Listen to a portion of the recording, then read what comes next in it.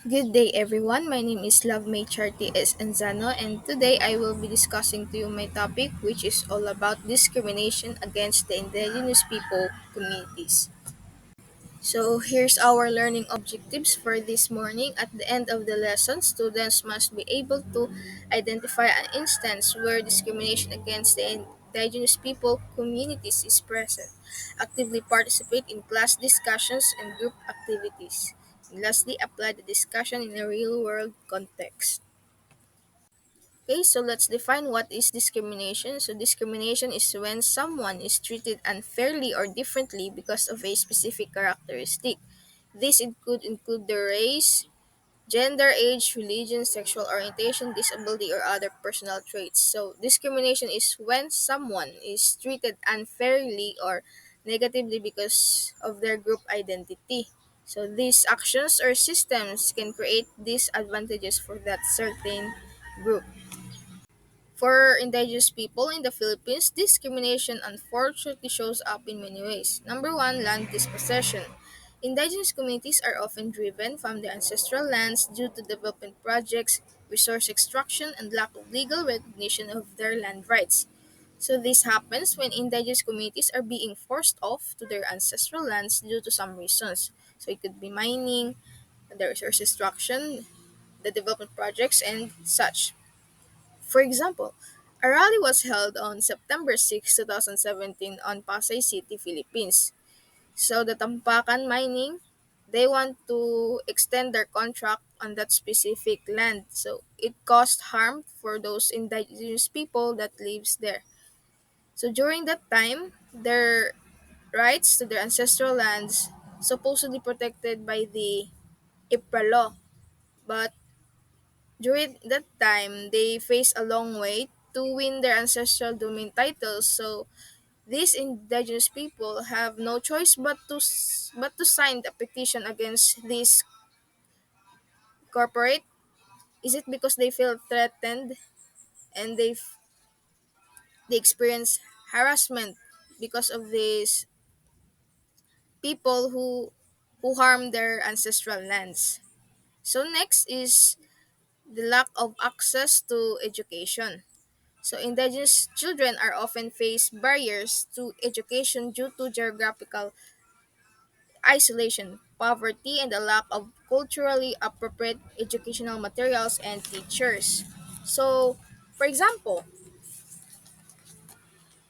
a study was conducted in the provinces of Nueva Ecija and Aurora in the year 2021 about the experience of indigenous people or children towards their rights to education.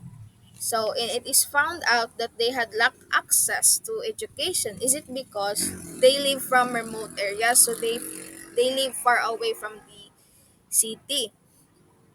And one of the reason is also because of poverty.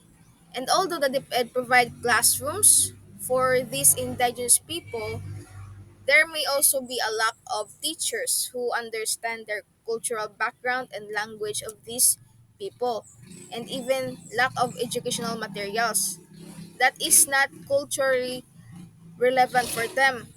So they experience discrimination. It is because they often deny the same quality and quantity of educational resources. So, number three is discrimination in employment. So, indigenous people frequently experience discrimination in the job market, facing prejudice and stereotypes that prevent them from securing stable and well paying jobs. So, indigenous people often face prejudice who is looking for jobs, especially the indigenous people. So, for example, of course, since some of them lack access to education, so limited lang sab ang ilahang educational background, which will make them prone to discrimination.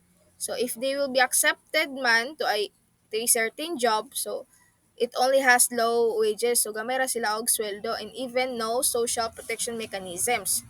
For they are often found as domestic helpers as on agricultural and construction workers. So kadalasan sa mga indigenous people, sumo ni ilang mga makuha nga job if matanggap man sila.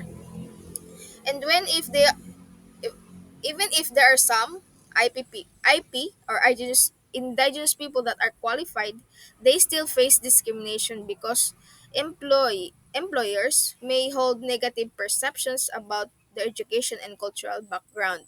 So kahit na daw na there are some indigenous people na matanggap in a certain company, they still face discrimination. Okay, so next is limited access to healthcare. Indigenous communities often lack access to adequate healthcare facilities and services.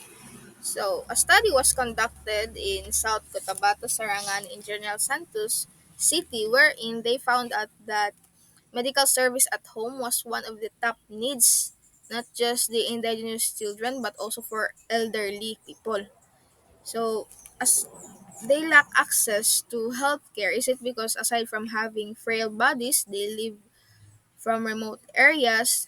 So, even though clinics were available in that region, so it is far away naman from this indigenous people home.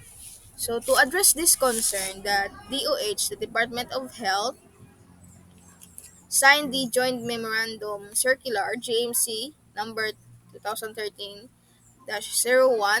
Guidelines on the Delivery of Basic Health Services for Indigenous People or ICC in June 2013 together with the NCIP to address the concerns on access, utilization, and equity on basic healthcare services of these indigenous people. So next is forced evictions. So indigenous communities are sometimes forcibly evicted from their lands without due process or adequate compensation. So forced evictions, this is the direct impact, no? So it involves already the physical removal of individuals, especially the indigenous people in their ancestral lands. So this happens to indigenous people that lives in informal settlements, or they live from ancestral lands which is claimed by other people. So they may face forced evictions through demolitions, no? So this the government or that certain corporate, they destroyed the homes of these indigenous people, which is very unfair, no? So next is environmental degradation. So the ancestral lands of indigenous communities are often threatened by environmental degradation due to logging, mining, and pollution. So we all know naman na the environment, the forest is one of the ano, is one of the resources of these indigenous people for their livelihood, for their daily survival, and to preserve their cultural heritage. So they are the one who protect their ancestral lands to preserve their cultural heritage. But environmental degradation happens, is it because some of the companies or some of the people that are very greedy, no, they cause harm to these ancestral lands. So if, for example lang, sa logging, no, logging, even if it is legal or illegal, if it always happens or it is rampant, so it causes harm for those indigenous people that lives there. So mawawala na sila ng mga resources, or especially it it causes to mawalan sila ng cultural heritage kasi nagkanamanam og kanang nasira ba. So oto siya. Okay, so last form of discrimination is the violence and harassment. So indigenous leaders and activists who defend their land rights and advocate for their communities often face threats, harassments, and even violence. So Philippine authorities are using the red tagging as a form of threats and violence to intimidate indigenous leaders and activists.